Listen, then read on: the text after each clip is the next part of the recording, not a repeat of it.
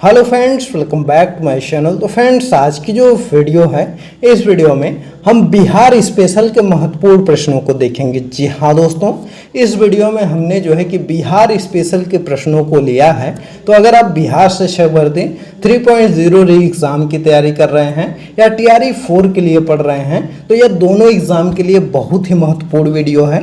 आपको ज़्यादातर प्रश्न इस वीडियो से देखने के लिए मिल जाएंगे। तो चलिए इस वीडियो को स्टार्ट करते हैं और टॉप 50 क्वेश्चन जो है कि बिहार स्पेशल के देखते हैं। तो पहला आपका प्रश्न जो है वह है कि बिहार दिवस कब मनाया जाता है। जी हाँ दोस्तों, यह मोस्ट इंपॉर्टेंट प्रश्न है और अभी जल्द ही जो है कि बिहार दिवस मनाया गया है। तो बिहार दिवस कब मनाया जाता है, तो वह आपका मनाया जाता है 22 मार्च को। इसको याद रखिएगा, बिहार दिवस आपका 22 मार्च को मनाया जाता है। अगला है कि बिहार की राजधानी कहाँ है। तो देखिए, बिहार की राजधानी तो आपको मालूम ही होगी, पटना जो है वह बिहार की राजधानी है। दोस्तों, हमने जो है कि आसान प्रश्न से शुरू किया है और जो है कि आगे जैसे जैसे ये क्वेश्चन आते जाएंगे आपका लेवल कठिन होता जाएगा। तो इसलिए आप जो है कि इस वीडियो को अच्छे से देखिएगा। अगला प्रश्न देखते हैं। अगला आपका है कि बिहार का उच्च न्यायालय है। तो देखिए, अगर हम बात करें बिहार के उच्च न्यायालय की, तो बिहार का जो उच्च न्यायालय है यह आपका पटना में है। ए वाला ऑप्शन आपका सही हो जाएगा। अगला प्रश्न है कि बिहार की राजकीय भाषा क्या है। यह दोस्तों प्रश्न आपका BPSC TRE में पूछा भी गया था कि बिहार की राजकीय भाषा क्या है। तो देखिए, अगर हम बात करें बिहार की राजकीय भाषा की, तो यह हिंदी और उर्दू है। जी हाँ दोस्तों, हिंदी पहली आपकी हिंदी है और उसके बाद दूसरी उसकी राजकीय भाषा उर्दू है। तो इसको आप याद रखिएगा, ए वाला ऑप्शन आपका सही हो जाएगा। चलिए अगला प्रश्न देखते हैं। अगला प्रश्न आपका है कि बिहार का राजकीय वृक्ष क्या है। दोस्तों, यह जो राजकीय चिन्ह होते हैं इनसे प्रश्न पूछा जाता है, तो इसलिए हम सबसे पहले इन्हीं सब प्रश्नों को लिए हैं। तो देखिए, बिहार के अगर राजकीय वृक्ष की बात करें तो बिहार का जो राजकीय वृक्ष है वह आपका पीपल है। तो इसको याद रखिएगा, पीपल बिहार का राजकीय वृक्ष है। अगला प्रश्न है कि बिहार का राजकीय पुष्प क्या है। तो देखिए, अगर हम बात करें बिहार के राजकीय पुष्प के बारे में, तो बिहार का जो राजकीय पुष्प है वह आपका गेंदा है। इसको याद रखिएगा। अगला है बिहार का राजकीय पशु क्या है। तो देखिए, बात करें बिहार के राजकीय पशु की, तो बिहार का राजकीय पशु आपका बैल है। इसको याद रखिएगा। अगला प्रश्न आपका है कि बिहार का राजकीय पक्षी क्या है। तो देखिए, अगर हम बात करें राजकीय पक्षी की, तो बिहार का राजकीय पक्षी आपकी गौरैया है। जी हाँ दोस्तों, गौरैया को जो है कि बिहार का राजकीय पक्षी घोषित किया गया है। इसको याद रखिएगा। अगला है कि बिहार का प्रमंडल है। तो पूछा गया है कि बिहार में कितने प्रमंडल हैं मेन रूप से। तो देखिए, अगर हम बात करें बिहार में कितने प्रमंडल हैं, तो वह आपके हो जाएंगे 9। जी हाँ दोस्तों, बिहार में कुल 9 प्रमंडल हैं। तो इसको आप याद रखिएगा, मोस्ट इंपॉर्टेंट है। अगला प्रश्न है कि बिहार में जिले हैं। जी हाँ दोस्तों, बिहार में कितना जिला है। तो देखिए, अगर हम बात करें बिहार में जिलों की, तो कुल 38 जिले जो है कि बिहार में हैं। और दोस्तों, यह सभी प्रश्न आप याद कर लीजिएगा जो जिले वगैरह हैं, क्योंकि जो है कि अभी इलेक्शन खत्म हुआ है और जिले वगैरह से क्वेश्चन आ सकते हैं। लोकसभा सीटें कितनी हैं, या जो है कि इसमें जो है कि राज्यसभा की कितनी सीटें हैं, तो यह सब प्रश्न पूछा जाता है। अगला प्रश्न है कि बिहार में कितने अनुमंडल हैं। तो देखिए, अगर हम बात करें बिहार में अनुमंडल की, तो आपके जो प्रमंडल हैं वह आपके 9 हैं, लेकिन अनुमंडल जो है वह 101 हैं। जी हाँ दोस्तों, 101 अनुमंडल हैं और 9 जो है वह प्रमंडल हैं। तो इसको याद रखिएगा। अगला प्रश्न है कि बिहार में विश्वविद्यालयों की संख्या है। तो देखिए, बात करें अगर हम बिहार में विश्वविद्यालयों की संख्या की, तो यह करीब 21 या 22 जो है कि बिहार में विश्वविद्यालयों की संख्या है। तो इसको याद रखिएगा। अगला है कि बिहार में सर्वाधिक जनसंख्या वाला जिला है। जी हाँ दोस्तों, यहाँ देखिए, यहाँ से जो है आपके बिहार जनगणना से प्रश्न स्टार्ट हो गए, तो इसको आप अच्छे से देखिएगा। तो देखिए, अगर हम बात करें 2011 की जनगणना के अनुसार, तो बिहार में सर्वाधिक जनसंख्या वाला जो जिला है यह आपका कौन सा हो जाएगा। तो पटना जो है यह सर्वाधिक जनसंख्या वाला जिला है। इसको याद रखिएगा। अगला प्रश्न है कि बिहार में सबसे कम जनसंख्या वाला जिला कौन सा है? तो देखिए, अगर हम बात करें सबसे कम जनसंख्या वाला जिला की, तो वह आपका शेखपुरा हो जाएगा। जी हाँ दोस्तों, शेखपुरा सबसे कम जनसंख्या वाला हो जाएगा। और दोस्तों, जो पिछला प्रश्न हमने आपको कराया कि अगर आपसे पूछता है कि सर्वाधिक जनसंख्या वाला जिला, तो आपका पटना होगा। लेकिन अगर यह पूछ ले आपसे कि बिहार का सबसे बड़ा जिला कौन सा है, तो वह आपका पश्चिमी चंपारण हो जाएगा। जी हाँ दोस्तों, पश्चिमी चंपारण आपका सबसे बड़ा जिला है। अगला प्रश्न है कि बिहार में सबसे कम जनसंख्या, तो यह तो अभी बता ही दिया, शेखपुरा आपका है। अगला प्रश्न आपका दिया गया है कि बिहार में सबसे कम लिंगानुपात वाला जिला है। जी हाँ दोस्तों, मोस्ट इंपॉर्टेंट है। सबसे कम लिंगानुपात वाला जिला की बात करें तो आपका मुंगेर हो जाएगा। जी हाँ दोस्तों, ए वाला ऑप्शन आपका हो जाएगा। मुंगेर में सबसे कम लिंगानुपात पाया जाता है। अगला प्रश्न देखते हैं। अगला है कि बिहार में सर्वाधिक लिंगानुपात वाला जिला कौन सा है? तो देखिए, सर्वाधिक लिंगानुपात वाले जिला की बात करें तो वह आपका गोपालगंज हो जाएगा। जी हाँ दोस्तों, सी वाला ऑप्शन याद कर सकते हैं। और गोपालगंज को तो इस तरह से भी आप याद कर सकते हैं कि लालू जी आपके गोपालगंज से हैं, और लालू जी के कितनी लड़कियां हैं? तो 7 लड़कियां हैं और 2 लड़के हैं। तो इस तरह से आप याद कर सकते हैं कि लड़कियों की संख्या ज़्यादा है, तो इसलिए गोपालगंज जो है वह सर्वाधिक उसमें जो है कि लिंगानुपात है, इसको याद रखिएगा। दोस्तों, यह जो प्रश्न है, हो सकता है कि आप हमारी प्रीवियस वीडियोस में इन सभी प्रश्नों को किए हैं, लेकिन अभी जो है कि आपका एग्जाम मुश्किल से 20 से 25 दिन बचा है, तो इसलिए हम सभी प्रश्नों को लेकर के इसलिए रिपीट करवा रहे हैं, जिससे कि जो है कि आपका एक भी प्रश्न छूटे ना, सभी प्रश्न आपको तैयार हो जाए। तो इसलिए आप इस वीडियो को लास्ट तक देखिएगा। और दोस्तों, एक निवेदन है आपसे कि जो भी प्रश्न हम करवा रहे हैं, सभी लोग आप कॉपी और पेन लेकर के बैठ जाइए और अपने से क्वेश्चंस को अटेंड करिए। देखिए कि कितने प्रश्न आप सही कर रहे हैं, और जितने प्रश्न आपके सही होते हैं आप कमेंट करके बताइएगा। और सबसे निवेदन है कि जो बहुत से लोग हमारे ऐसे हैं जो कि वीडियोस को तो देखते हैं लेकिन चैनल को सब्सक्राइब नहीं किए हैं, तो इसलिए आपसे निवेदन है कि अगर आप चैनल पर नए हैं तो चैनल को जरूर सब्सक्राइब कर लीजिए। अगला प्रश्न आपका है कि बिहार में सर्वाधिक साक्षरता वाला जिला है। तो देखिए, अगर हम बात करें सर्वाधिक साक्षरता वाला जो जिला है वह आपका रोहतास है। जी हाँ दोस्तों, ए वाला ऑप्शन आपका सही हो जाएगा। बिहार में सर्वाधिक साक्षरता वाला जिला आपका रोहतास है। अगला है, बिहार में सबसे कम साक्षरता वाला जिला कौन सा है? तो सबसे कम साक्षरता वाला अगर जिला की बात करें तो वह आपका पूर्णिया है। जी हाँ दोस्तों, बी वाला ऑप्शन आपका सही हो जाएगा। पूर्णिया सबसे कम साक्षरता वाला जिला है। अगला प्रश्न आपका है कि बिहार में सर्वाधिक वर्षा वाला जिला कौन सा है? तो सर्वाधिक वर्षा वाले जिला की अगर हम बात करें तो वह आपका क्या हो जाएगा? किशनगंज जो है यह सबसे पूरब में पड़ता है। जी हाँ दोस्तों, अगर आपसे प्रश्न यह भी पूछ लिया जाए कि बिहार का सबसे पूर्वी जिला कौन सा है, तो किशनगंज हो जाएगा। और किशनगंज में जो है कि बिहार में सर्वाधिक बारिश भी होती है, तो इसको भी आप याद रखिएगा। सर्वाधिक वर्षा वाला जिला आपका किशनगंज है। चलिए अगला प्रश्न देखते हैं। अगला प्रश्न आपका है कि बिहार में सबसे कम वर्षा वाला जिला कौन सा है? तो सबसे कम वर्षा वाला जिला की बात करें तो औरंगाबाद जो है यह सबसे कम वर्षा वाला जिला है, इसको याद रखिएगा। अगला प्रश्न है कि बिहार में सबसे ठंडा वाला जिला कौन सा है? जी हाँ दोस्तों, अगर आपसे पूछता है कि सबसे ठंडा या बिहार का सबसे गर्म जिला कौन सा था, तो वह आपका सी हो जाएगा। जी हाँ दोस्तों, यहाँ पर क्या होता है कि जो आपका गया है वहाँ पर ज़्यादा ठंडा भी पड़ता है और ज़्यादा गर्मी भी पड़ती है, तो इसको आप याद रखिएगा। सी वाला आपका ऑप्शन सही हो जाएगा। और गया में ही आपका विष्णु मंदिर भी है, तो इसको भी याद रखिएगा। अगला प्रश्न आपका है कि बिहार में सबसे बड़ा नगर कौन सा है? तो बिहार का सबसे बड़ा नगर की बात करें तो वह आपका पटना है, इसको याद रखिएगा। अगला प्रश्न दोस्तों देखते हैं। अगला प्रश्न है कि मूल रूप से बिहार शब्द का अर्थ है। जी हाँ दोस्तों, यह प्रश्न आपका बीपीएससी टीआरई में पूछा गया था कि जो है कि मूल रूप से बिहार शब्द का अर्थ क्या है? तो बिहार शब्द का जो अर्थ है वह है बौद्ध मठ से। जी हाँ दोस्तों, बिहार में बहुत ज़्यादा बौद्ध मठ थे, इस वजह से वहाँ का नाम बिहार पड़ गया, तो इसको आप याद रखिएगा। अगला प्रश्न है कि बिहार में नमक सत्याग्रह आरंभ हुआ था। तो देखिए बिहार में अगर हम नमक सत्याग्रह की बात करें तो यह आपका जो आरंभ हुआ था यह 15 अप्रैल 1930 को हुआ था। जी हाँ दोस्तों, 15 अप्रैल 1930 को बिहार में नमक सत्याग्रह आरंभ हुआ था, तो इसको याद रखिएगा। और सविनय अवज्ञा आंदोलन की शुरुआत कब हुई थी? तो यह 6 अप्रैल 1930 को हुई थी, तो इसको भी आप याद रखिएगा।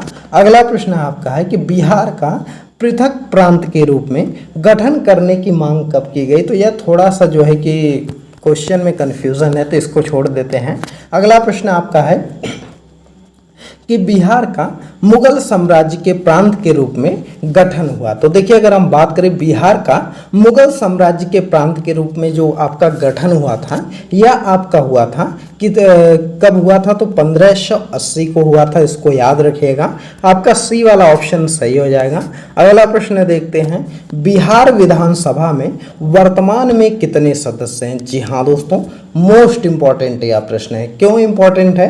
क्योंकि अभी जो है कि चुनाव खत्म हुआ है और इससे प्रश्न आपके एग्जाम में आने के बहुत ज़्यादा चांसेस है, तो इसलिए आप इसको याद रखिएगा कि बिहार विधानसभा में वर्तमान में जो है कि आपके 243 सदस्य हैं। जी हाँ दोस्तों, कितने?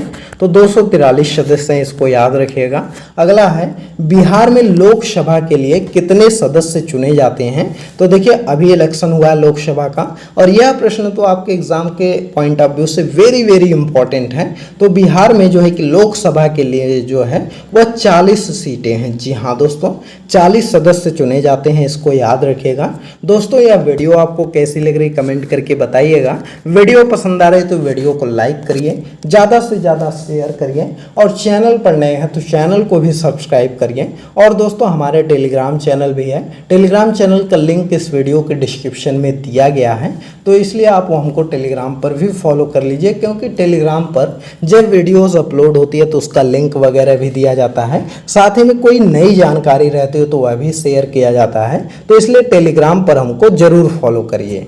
चलिए अगला प्रश्न आपका है कि पटना उच्च न्यायालय की स्थापना कब हुई थी? जी हाँ दोस्तों, पूछा गया है कि जो पटना उच्च न्यायालय है इसकी स्थापना आपका कब हुआ था? तो यह हुआ था 1916 ईस्वी में। जी हाँ दोस्तों, ए वाला ऑप्शन आपका सही हो जाएगा। पटना उच्च न्यायालय की जो स्थापना हुई थी यह 1916 ईस्वी में हुआ था। अगला प्रश्न है कि बिहार में राज्यसभा की कितनी सीटें हैं? तो देखिए बात करें बिहार में राज्यसभा की सीटों की, तो बिहार में जो राज्यसभा की सीटें हैं यह कुल 16 सीटें हैं, तो इसको याद रखिएगा। अगला प्रश्न आपका है कि झारखंड बिहार से कब पृथक हुआ? तो देखिए अगर हम बात करें झारखंड बिहार से जो पृथक हुआ था यह आपका 15 नवंबर सन 2000 में पृथक हुआ था। जी हाँ दोस्तों, 15 नवंबर सन 2000 में जो है कि बिहार झारखंड से बिहार पृथक हुआ था, तो इसको याद रखिएगा। अगला प्रश्न आपका है कि बिहार और उड़ीसा का विभाजन कब हुआ था? तो बिहार और उड़ीसा का जो विभाजन हुआ था यह 1936 ईस्वी में हुआ था। जी हाँ दोस्तों, कब किया गया था? तो 1936 ईस्वी में जो है कि बिहार और उड़ीसा का विभाजन हुआ था। तो अगला प्रश्न आपका है कि बिहार सोशलिस्ट पार्टी के संस्थापक कौन थे? तो देखिए अगर हम बात करें बिहार सोशलिस्ट पार्टी के जो संस्थापक आपके थे वह जयप्रकाश नारायण थे। जी हाँ दोस्तों, जयप्रकाश नारायण ने जो है कि बिहार सोशलिस्ट पार्टी का जो है कि स्थापना किए थे, तो इसको याद रखिएगा। और पूछा जाता है कि संपूर्ण क्रांति का नारा भी किसने दिया था? तो जयप्रकाश नारायण ने ही जो है कि संपूर्ण क्रांति का नारा भी दिया था, तो इसको आप याद रखिएगा। अगला प्रश्न आपका है कि बिहार के प्रमुख समाचार पत्र बिहारी के संपादक कौन थे? तो देखिए बात करें बिहार का जो प्रमुख समाचार पत्र है बिहारी के संपादक आपके बाबू महेश्वर प्रसाद थे। जी हाँ दोस्तों, बाबू महेश्वर प्रसाद को बिहार का बिहारी के संपादक माना जाता है, तो इनको याद रखेंगे। अगला प्रश्न है कि बिहार में किस स्थान पर भारतीय राष्ट्रीय कांग्रेस का 1922 का अधिवेशन हुआ था? तो देखिए अगर हम बात करें भारतीय राष्ट्रीय कांग्रेस का 1922 का जो अधिवेशन हुआ था यह आपका गया में हुआ था। जी हाँ दोस्तों, सी वाला ऑप्शन आपका सही हो जाएगा। गया में यह अधिवेशन हुआ था और इसके अध्यक्ष जो बने थे वह चित्तरंजन दास थे, तो इनको याद रखिएगा। कौन अध्यक्ष थे? तो चित्तरंजन दास थे। अगला प्रश्न है कि बिहार में किसान सभा की स्थापना किनके द्वारा की गई थी? तो बिहार में जो आपका किसान सभा की स्थापना की गई थी यह आपके कुंवर सिंह द्वारा की गई थी। जी सॉरी दोस्तों, कुंवर सिंह द्वारा नहीं, आपके सहजानंद सरस्वती द्वारा की गई थी। जी हाँ दोस्तों, बिहार में किसान सभा की स्थापना जो है वह सहजानंद सरस्वती द्वारा किया गया था 1929 ईस्वी में, तो इसको याद रखिएगा। अगला प्रश्न आपका है कि बिहार प्रांतीय किसान सभा का गठन किस सन में हुआ। तो देखिए, अगर हम बात करें बिहार प्रांतीय किसान सभा का जो गठन हुआ था यह आपका 1929 ईस्वी में हुआ था, मार्च 1929 में, तो इसको याद रखिएगा। अगला प्रश्न आपका है कि बिहार बंगाल से कब पृथक हुआ था। तो देखिए, अगर हम बात करें बिहार जो बंगाल से पृथक हुआ था यह आपका 1912 ईस्वी में हुआ था। जी हाँ दोस्तों, 1912 ईस्वी में बिहार बंगाल से पृथक किया गया था, तो इसको आप याद रखेंगे। अगला प्रश्न आपका है कि 1857 की क्रांति के बिहार के नेता कौन थे। तो देखिए, 1857 की क्रांति के बिहार के जो प्रमुख नेता थे वह आपके कुंवर सिंह जी थे। जी हाँ दोस्तों, बी वाला ऑप्शन आपका सही हो जाएगा। कुंवर सिंह जो है कि 1857 की क्रांति में महत्वपूर्ण भूमिका निभाए थे, तो इनको आप याद रखिएगा। अगला प्रश्न आपका है कि पटना को प्रांतीय राजधानी कब बनाया गया था। तो पटना को जो प्रांतीय राजधानी बनाया था, इसमें यह पूछा गया है कि किसने बनाया था। तो पटना को जो प्रांतीय राजधानी बनाया था यह आपका शेर शाह ने बनाया था। जी हाँ दोस्तों, शेर शाह सूरी ने जो है कि पटना को प्रांतीय राजधानी बनाया था, तो इसको याद रखिएगा। अगला प्रश्न है कि बिहार में सर्वाधिक लोकप्रिय सुल्तान कौन था। तो बिहार में अगर हम सर्वाधिक लोकप्रिय सुल्तान की बात करें तो शेर शाह सूरी जो था यह बिहार का सर्वाधिक लोकप्रिय सुल्तान था, तो इसको आप याद रखिएगा। अगला प्रश्न आपका है कि नालंदा विश्वविद्यालय का वैभव किसके हाथों से नष्ट हुआ। तो देखिए दोस्तों, यह आपके एग्जाम के पॉइंट ऑफ व्यू से बहुत ही इम्पोर्टेंट प्रश्न है, क्योंकि अभी जो है कि नालंदा विश्वविद्यालय फिर से जो है कि बन करके तैयार हुआ है और अभी जो है कि नरेंद्र मोदी जी उसका उद्घाटन वगैरह किए हैं, तो इसलिए नालंदा विश्वविद्यालय से प्रश्न आपका जरूर आएगा। आप करंट अफेयर में नालंदा विश्वविद्यालय के बारे में अच्छे से पढ़ लीजिएगा। और दूसरी चीज़, नालंदा विश्वविद्यालय का वैभव जो नष्ट करने वाला था वह आपका बख्तियार खिलजी था। जी हाँ दोस्तों, बख्तियार खिलजी ने जो है कि नालंदा विश्वविद्यालय को जो है जला करके नष्ट कर दिया था, जो भी लाइब्रेरी वगैरह थी सबको जला दिया था। अगला प्रश्न आपका है कि किस काल में बिहार की राजनीतिक शक्ति, शैक्षिक व सांस्कृतिक गरिमा खंडित हुई। तो देखिए, अगर हम बात करें किस काल में बिहार की राजनीतिक शक्ति, शैक्षिक और सांस्कृतिक जो है कि आपके गरिमा खंडित हुई थी, यह आपका मध्यकाल में हुआ था, तो सी वाला ऑप्शन आपका सही हो जाएगा। अगला प्रश्न देख लेते हैं। अगला प्रश्न है कि किस मुगल शासक ने सर्वप्रथम बिहार को अपने साम्राज्य में मिलाया था। तो देखिए, अगर हम बात करें सबसे पहले किस मुगल शासक ने बिहार को अपने साम्राज्य में मिलाया था, तो वह मिलाया था अकबर ने। जी हाँ दोस्तों, सी वाला ऑप्शन आपका सही होगा। अगला प्रश्न है कि पाटलिपुत्र के संस्थापक कौन थे। तो देखिए, अगर हम बात करें पाटलिपुत्र के संस्थापक की, तो इसकी जो स्थापना है यह उदयन ने किया था। जी हाँ दोस्तों, ए वाला ऑप्शन आपका सही हो जाएगा। उदयन ने जो है कि पाटलिपुत्र का स्थापना किया था, तो इसको याद रखेंगे। अगला प्रश्न है कि पाटलिपुत्र में स्थित चंद्रगुप्त का महल मुख्यतः किससे बना था। तो देखिए, अगर हम बात करें पाटलिपुत्र में जो चंद्रगुप्त का महल था यह जो है कि लकड़ी का बना था। जी हाँ दोस्तों, सी वाला ऑप्शन आपका सही हो जाएगा। लकड़ी से जो है कि चंद्रगुप्त का महल बनाया गया था, तो इसको याद रखिएगा। अगला प्रश्न देखते हैं दोस्तों। अगला प्रश्न आपका है कि पाटलिपुत्र में इनमें से किस शासक ने सर्वप्रथम अपनी राजधानी बनाई। तो पाटलिपुत्र को जो है कि किस शासक ने जो है कि सबसे पहले अपनी राजधानी बनाई थी, तो यह चंद्रगुप्त मौर्य ने जो है वह सबसे पहले अपनी राजधानी इसको बनाया था, तो इसको आप याद रखिएगा। अगला प्रश्न देखते हैं दोस्तों। अगला प्रश्न आपका है कि बिहार में 1857 की क्रांति के नेता कुंवर सिंह का देहांत कब हुआ था। तो देखिए, नेता कुंवर सिंह का जो देहांत हुआ था, इनमें से कोई भी ऑप्शन आपका सही नहीं है। उनका जो देहांत हुआ था वह 26 अप्रैल 1858 को हुआ था। जी हाँ दोस्तों, उनका देहांत 26 अप्रैल 1858 ईस्वी को हुआ था, तो इस डेट को आप याद रखिएगा। इसमें कोई भी डेट आपकी नहीं दी गई है, तो इसलिए इसको याद रखेंगे। अगला प्रश्न देखते हैं। अगला प्रश्न आपका है कि बिरसा मुंडा का कार्य क्षेत्र कौन सा था। तो देखिए अगर हम बात करें बिरसा मुंडा के कार्य क्षेत्र की, तो उनका जो कार्य क्षेत्र था वह रांची था। जी हाँ दोस्तों, डी वाला ऑप्शन आपका सही हो जाएगा। बिरसा मुंडा का कार्य क्षेत्र आपका रांची था। अगला प्रश्न आपका है कि स्वामी सहजानंद का संबंध किससे था। तो स्वामी सहजानंद के संबंध की बात करें तो उनका जो संबंध था वह किसान आंदोलन के साथ था। तो सी वाला ऑप्शन आपका सही हो जाएगा।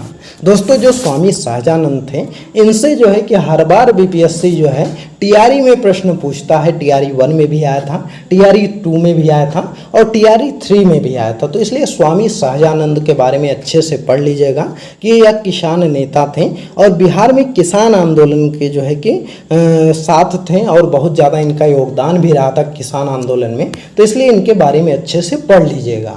तो दोस्तों यह आज के बिहार स्पेशल के टॉप 50 क्वेश्चन हैं। यह सभी प्रश्न आपके एग्जाम के पॉइंट ऑफ व्यू से बहुत ही इंपॉर्टेंट हैं, आप इसको पढ़ लीजिएगा। दोस्तों आज से हम जो है कि बिहार स्पेशल की एक नई सीरीज स्टार्ट कर रहे हैं। इसमें जो है कि कुछ क्वेश्चंस जो प्रीवियस वीडियोस में करवा चुके हैं वह भी होंगे, कुछ नए प्रश्न भी होंगे।